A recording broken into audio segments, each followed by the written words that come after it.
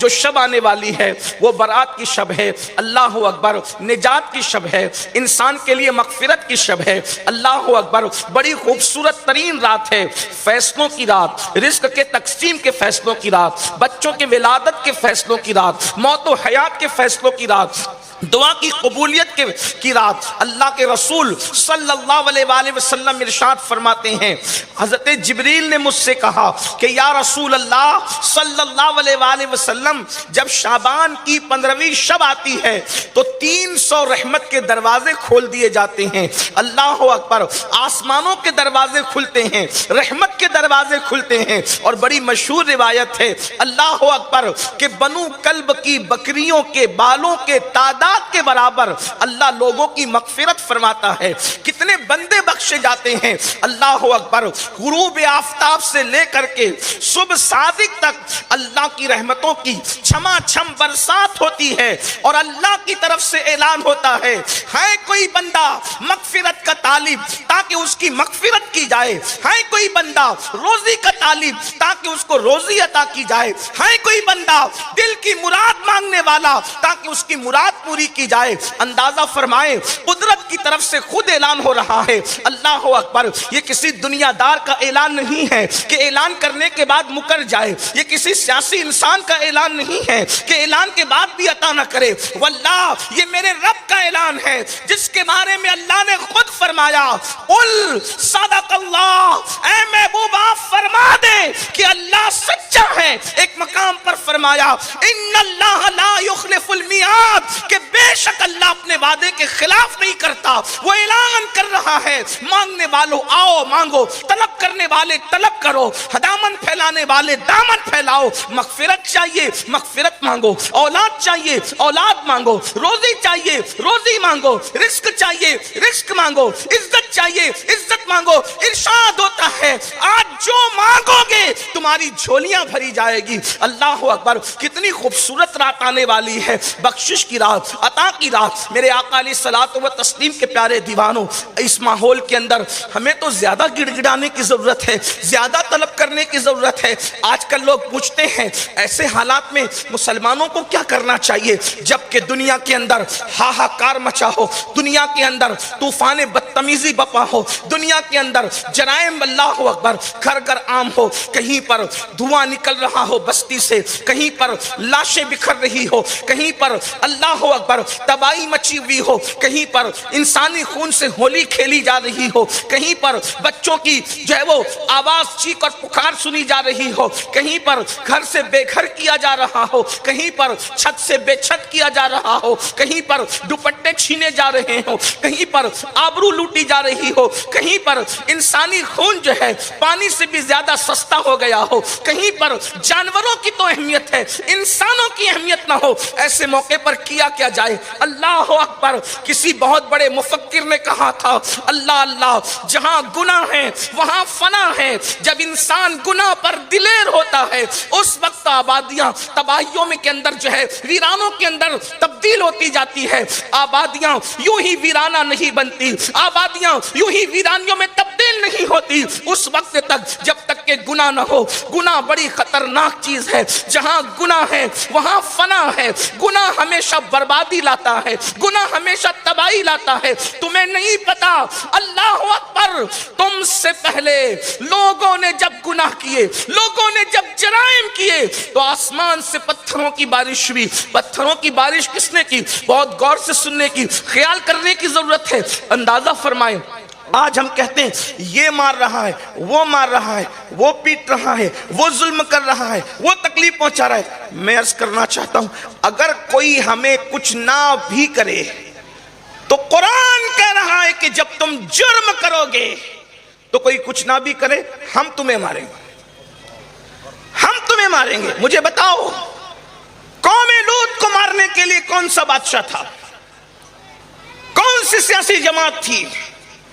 کون دہشت گرد تھا جس کو آپ نام پیش کریں کہ یہ فلاں تھا، یہ فلاں تھا اور یہ فلاں تھا؟ انہوں نے اپنے آپ میں دہشت گردی خود کی گناہ کر کے، اس لیے کہ دوسروں پہ ظلم کرنا اتنا بڑا ظلم نہیں ہے جتنا بڑا گناہ کر کے خود پہ ظلم کرنا ہے، گناہ تو خود پہ ظلم ہے۔ قرآن کہتا ہے وَلَوْ أَنَّهُمْ إِذْ ظَلَمُوا أَنفُسَهُمْ جَاءُوكَ، اگر وہ اپنی جانوں پہ ظلم کریں، سب سے بڑا ظلم اپنی جانوں پہ ظلم ہے، اور جان پہ ظلم اس کو کہتے ہیں کہ انسان گناہ کرے، اس لیے کہ انسان جو بھی ظلم کرے گا اس سے دنیا کی مصیبت آئے گی، لیکن جب انسان گناہ کرے گا تو اس سے جہنم کا دردناک عذاب ہوگا۔ اور جہنم کا دردناک عذاب کیا ہے؟ تو یاد رکھنا، اس کے سر پر اپنی جرائم کا بوجھ ڈال کر ہم سبکدوش نہیں ہو سکتے، ہمیں کلین چٹ نہیں مل سکتی۔ اندازہ کریں، قرآن کہانی قصے کی کتاب تو نہیں، لیکن قرآن نے جو قصص بیان کیا ہے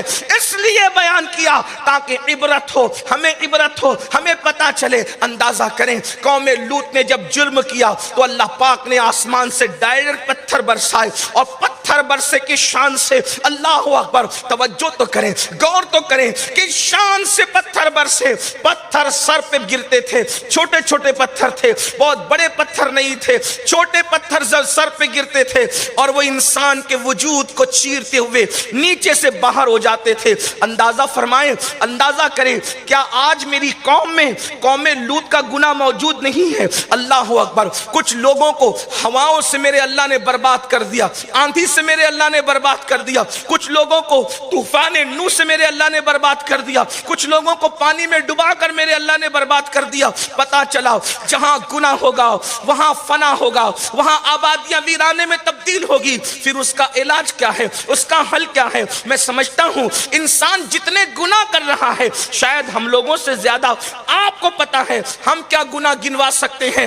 آپ کو جو گناہ کے بارے میں علم ہے، اللہ اکبر، قوم لوط کا عمل اس قوم کے اندر موجود، قوم عاد کا گناہ اس قوم کے اندر موجود، قوم سمود کا گناہ اس قوم کے اندر موجود، اللہ اکبر، قوم شعیب کا گناہ اس قوم کے اندر موجود، قوم نوح کا گناہ اس قوم کے اندر موجود۔ وہ کون سا گناہ ہے جو ہم نہیں کر رہے ہیں؟ یاد رکھنا، انہوں نے تو دو چار گناہ کیے، اور اس کے بعد ان پہ پتھر برس گئے، ان پہ ہوائیں آ گئی، ان پہ سیلاب آ گیا، ان پہ آندھیاں آ گئی، اللہ اکبر، ان پہ زلزلے آ گئے، ان پہ چنگاڑ آ گئی، اللہ اکبر، کبھی کبھی ان پہ جوؤں کا عذاب آیا، ان پر خون کا عذاب آیا، ان پر دیمک کا عذاب آیا، ان پر مینڈک کا عذاب آیا، طرح ان پہ الگ الگ قسم کے عذابات آتے رہے۔ لیکن مسلمانوں، آج اجتماعی طور پر ہم پر اس لیے عذاب نہیں آتا، اس لیے کہ ہمارے درمیان آمنہ کے لال مصطفیٰ جان رحمت اللہ کے محبوب موجود ہے، اور میرے امام نے اس کو بڑے خوبصورت انداز میں 2 مصروں میں بیان فرمایا۔ ارشاد فرماتے ہیں، انت فیہم نے عدو کو بھی لیا دامن میں، انت فیہم نے عدو کو بھی لیا دامن میں، عیش جاوید مبارک تجھے شیدائی دوست۔ ارے ان کی موجودگی تو دشمنوں کو بھی عذاب سے بچائے ہوئے ہیں۔ اگر تو رسول اللہ کا وفادار ہو جائے، جب دشمنوں کو ان کی موجودگی بچا سکتی ہے تو حضور کا وفادار ہوگا، اس دنیا میں بھی عذاب سے بچے گا، آخرت میں بھی عذاب سے بچے گا، اس شان سے کہ ڈھونڈا ہی کرے صدر قیامت کے سپاہی، وہ کس کو ملے جو تیرے دامن میں چھپا ہو۔ لیکن انسان آئے تو دامن میں، آج انسان حضور کے دامن میں آنے کی بجائے گناہوں کے دامن میں آ رہا ہے، جرائم کے دامن میں آ رہا ہے۔ اللہ کے بندو، جہاں گناہ ہے وہاں فنا ہے، اور اگر گناہوں کے وبال سے، جرائم سے بچنا ہے تو آئیے اس کا بہترین علاج یہ ہے کہ اللہ کی بارگاہ میں گڑ گڑاؤ، اللہ کی بارگاہ میں سچی توبہ کرو۔ ایک حدیث پاک مشکات شریف کی پیش کر کے اپنی بات کو مکمل کرتا ہوں۔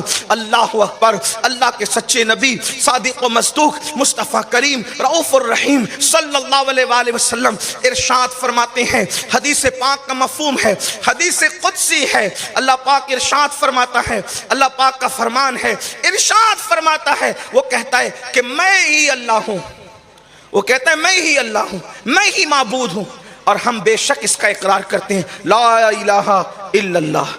جواب دے دیں سب لوگ، اللہ کہتا ہے میں ہی معبود ہوں، بے شک مولا تو ہی معبود ہے۔ سب کہیں لا الہ الا اللہ، بے شک تو ہی الہ ہے، تو ہی اللہ، اور تیرے سوا ہو بھی کون سکتا ہے؟ اس لیے کہ ہم نے تجھے دیکھا نہیں، لیکن انشاءاللہ جنت میں تیرا دیدار کریں گے۔ مگر ہمیں اندازہ یہ ہوتا ہے جب تیرا بنایا ہوا یوسف اتنا خوبصورت ہے، تیرا بنایا ہوا ابراہیم اتنا خوبصورت ہے، تیرا بنایا ہوا آمینہ کا لال اتنا خوبصورت ہے، جس کو تو نے بنایا ہے ان کے حسن کی کوئی مثال نہیں ہے، تو بنانے والے کے حسن کا عالم کیا ہو؟ الہ کسی کو نعرہ تکبیر، نعرہ رسالت، اولاد غوث الہ مانے تو کس کو مانے؟ تھوڑا ٹائم بچانے، صرف 2 نعرے لگائیں ٹائم بچانے کے لیے، سب نعروں کو مانتا ہوں لیکن اختلاف کسی نعرے سے نہیں، تکبیر اور رسالت کا نعرہ صرف ٹائم بچانے کے لیے آج کے دن توجہ آپ کی۔ تو جیسا کوئی ہو، اور ہو بھی جب تیرے بنائے ہوئے جیسے کوئی نہیں۔ محبوب تو بہت بڑی چیز ہے، اگر آپ کی توجہ ہے تو غور فرمائیں، محبوب تو بہت بڑی چیز ہے، وہ تو بہت طاقتور ہے، تیرا حبیب اتنا طاقتور ہے کہ اشارہ کرے تو چاند ٹکڑے ہو جائے۔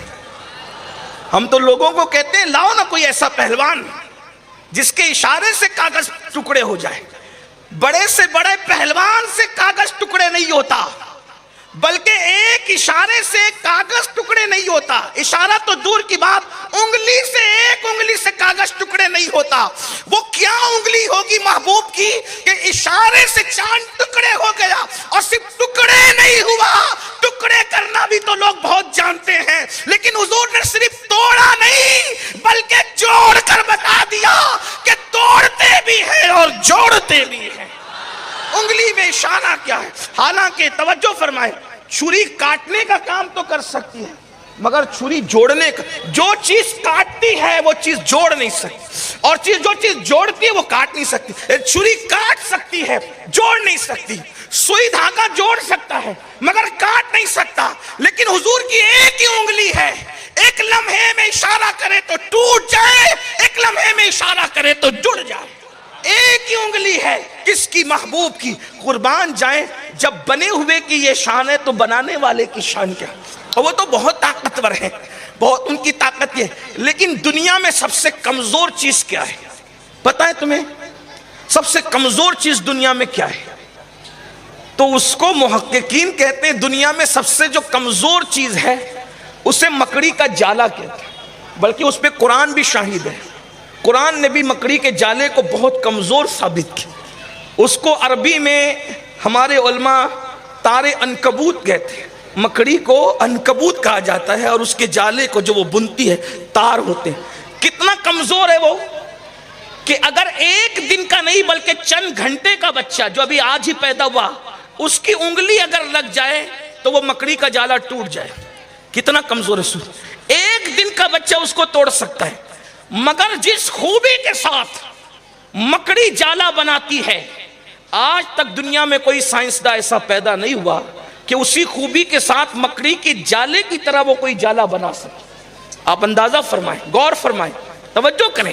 حضرت یوسف تو بہت بڑی چیز، جناب ایوب تو بڑی شان، حضرت موسیٰ کی تو بڑی شان، آمنہ کے لال کی تو کوئی مثال ہی نہیں، نہ کوئی مثل ہے نہ مثال ہے، جس کا سایہ نہیں ہے اس کی مثال کیا دی جا سکتی ہے۔ لیکن اندازہ فرمائیں، ایک بہت کمزور سی چیز جسے مکڑی کا جالا کہتے ہیں، جس شان سے وہ کیڑا مکڑی جسے ہم کہتے ہیں اپنے جالے کو بنتی ہے، آج تک کوئی سائنسداں اسی شان کے مطابق جالا بن نہ سکا، اسی طرح نہ بنا سکا۔ وجہ قدرت بتا رہی ہے، دیکھو ہمارا بنایا ہوا کیڑا جو کر سکتا ہے اب تک تم بھی نہیں کر سکتے، جب ہمارے بنا ہوئے کیڑوں کے مقابلے میں تم نہیں آ سکتے تو ہمارا مقابلہ کیا؟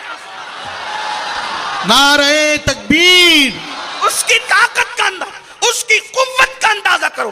ایسے خدا کو تم مانتے ہو جس کی شان ہے احد، ایک ہے، لم یلد ولم یولد، اس کی شان ہے آسمان کن کہہ کے بناتا ہے، زمین کن کہہ کے، ایسے خدا کی تم عبادت کرتے ہو، اور وہ کہتا ہے کہ میں ہی الہ ہوں، بے شک تو ہی الہ، اور تیرے سوا اور ہے کون؟ اس لیے کہ تو ہی الہ ہے، معبود تو صرف تو ہی ہے۔ اور میں آپ کو یہ بتانا چاہتا ہوں مسلمانوں، ہم سب سے زیادہ کس کو چاہتے ہیں، کس سے محبت کرتے ہیں؟ ماں سے زیادہ، باپ سے زیادہ، بھائیوں سے زیادہ، بہنوں سے زیادہ، پیر سے زیادہ، استاد سے زیادہ، کائنات کی ہر شے سے زیادہ جس سے پیار کرتے ہیں اسے محمد الرسول اللہ کہتے ہیں۔ لیکن ہم ان سے پیار کرتے ہیں، ان سے محبت کرتے ہیں، ان کی بھی عبادت نہیں کرتے. آپ کی توجہ ہے؟ جب اتنی پیاری محبوب ہستی ہے ان سے صرف محبت کرتے ہیں, ان کی عبادت نہیں کرتے. لوگ سنیوں کو بدعتی کہتے ہیں, مشرک کہتے ہیں, ہم کہتے ہیں اس سے بڑھ کر ہماری توحید اور کیا ہوگی کہ ہم سب سے زیادہ جسے پیار کرتے ہیں, جس کے نام پہ سر بھی جھکا دیتے ہیں, جس کے نام پہ انگوٹھے چومتے ہیں, لب پہ آ جاتا ہے جب نام جناب, منہ میں گل جاتا ہے شہد نایاب, وقت میں ہو کہ ہم ایجاب تاب اپنے لب چوم لیا کرتے ہیں. جس کے نام پر اپنے لب چوم لے اس سے پیار کا حال کیا ہوگا, جس کے نام پر حالت یہ ہے کہ مرنے کا بھی شوق ہے, جس کے نام کی محبت کا عالم یہ ہے کہ دل جان سب قربان کریں. ارے جان نہیں بلکہ جہان قربان کریں, جہان نہیں بلکہ دو جہان قربان کریں. مجبور ہو کر پھر کہتے ہیں کہ دو ہی جہان ہے, یہ ہماری مجبوری ہے. اگر اس سے زیادہ بھی جہان ہوتے تو وہ بھی قربان کرتے. کرو تیرے نام پہ جا فدا, نہ بس ایک جہاں دو جہاں فدا, دو جہاں سے بھی نہیں جی بھرا. کروں کیا کروڑوں جہاں نہیں, کیا کریں ہمارے بس میں نہیں ہے. یہ ایک جان کیا ہے, اگر ہو کروڑوں تیرے نام پہ سب کو بارہ کروں میں. اور بہت مزے میں فرماتے کہتے ہیں تیرے نام پہ سر کو قربان کر کے تیرے سر سے صدقہ اتارا کرو. اندازہ جس سے اتنی محبت کرتے ہیں اس کی بھی عبادت نہیں کرتے. تو جس سے سب سے زیادہ پیار کرتے ہیں اس کی بھی عبادت نہیں کرتے, بلکہ وہ جلوہ اگر نظر آ جائے تو پھر یہی کہتے ہیں کہ پیش نظر وہ نوبہار, سجدے کو دل ہے بے قرار, روکیے سر کو روکیے, ہاں یہی امتحان ہے. اندازہ فرمائے تو مولا بے شک تو ہی خدا ہے, تو ہی معبود ہے, تیرے سوا کوئی معبود. محبوب تو بہت ہیں لیکن معبود ایک ہی ہے. محبوب بہت ہے, معبود ایک ہی ہے. وہ کہتا ہے کہ میں ہی الہ ہوں, میں ہی معبود ہوں. اور پھر کہتا ہے بندو جب تم میری اطاعت کرتے ہو, میری فرما برداری کرتے ہو, حدیث پاک کا مفہوم پڑھ رہے ہیں, جب تم میری اطاعت اور فرما برداری کرتے ہو تو میں تمہیں اپنا محبوب بنا لیتا ہوں. محبوبیت کہاں ملتی ہے؟ اطاعت پر, فرما برداری پر. جب تم میری اطاعت کرتے ہو, فرما برداری کرتے ہو, تو تمہیں محبوب بناتا ہوں, تمہیں عزت عطا کرتا ہوں, تمہیں وقار عطا کرتا ہوں, تمہیں شان و شوکت عطا کرتا ہوں. اور پھر فرمایا گیا جب تم میری نافرمانی کرتے ہو, اب دیکھیے اللہ اکبر کیا کہا جا رہا ہے, جب تم میری نافرمانی کرتے ہو تو پھر میں تم پر ظالم مسلط کر دیتا ہوں.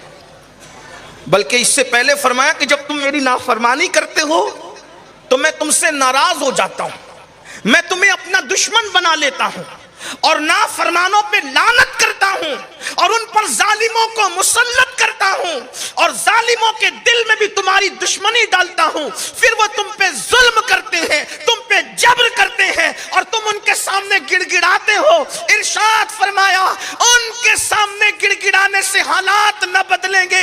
ارشاد فرمایا اگر گڑ گڑانا ہے تو میری بارگاہ میں گڑ گڑاؤ, اگر رجوع کرنا ہے تو میری بارگاہ میں رجوع کرو, توبہ کرنا ہے میری بارگاہ میں توبہ کرو. دیکھو اللہ رب العزت ارشاد اپنے محبوب کی زبان کے ذریعے سے ہمیں فرما رہا ہے, حدیث قدسی میں بتایا جا رہا ہے اگر دنیا کے حالات بدلنے لگے, اگر دنیا کے حالات تبدیل ہونے لگے, اللہ اکبر, اگر ظلم سر چڑھنے لگے تو آقا علیہ السلام حدیث قدسی بیان کرتے ہوئے ارشاد فرما رہے ہیں, اللہ فرماتا ہے اوروں کے پاس گڑ گڑانے کی بجائے اللہ کی بارگاہ میں اپنے گناہوں پر رو, اپنے گناہوں پر آنسو بہاؤ, رب کی بارگاہ میں گڑ گڑاؤ. اندازہ فرمائیں ہم ہر دروازے پر جانے کے لیے تیار ہے, کیا رب کی بارگاہ میں آنے کے لیے بھی تیار ہے؟ ہم سب کے پاس جانے کے لیے تیار ہے, کیا رب کی چوکھٹ پر بھی گڑ گڑانے کے لیے تیار ہے؟ اور یاد رکھنا کہیں بھی گڑ گڑاؤ, ہر جگہ گڑ گڑانے سے عزت جاتی ہے.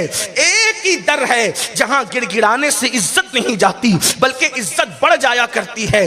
اور جگہ آنسو بہاؤ تو وہ پانی بن کر کے بہ جاتے ہیں, رب کی بارگاہ میں آنسو بہاؤ تو وہ موتی بنا کر کے چن لیے جاتے ہیں, موتی بنا کر کے اٹھا لیے جاتے ہیں, موتی بنا کے شان کریمی نے چن لیے.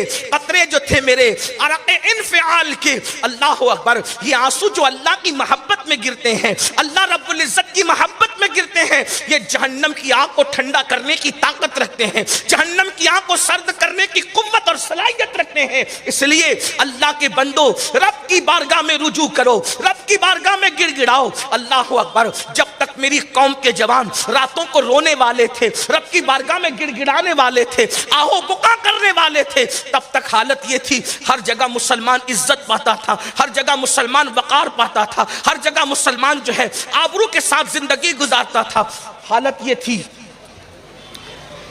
دی اذانیں کبھی یورپ کے کلیساؤں میں، دی اذانیں کبھی یورپ کے کلیساؤں میں اور افریقہ کے تپتے ہوئے صحراؤں میں، دشت تو دشت ہے دریا بھی نہ چھوڑے ہم نے، بحر ظلمات میں دوڑا دیے گھوڑے۔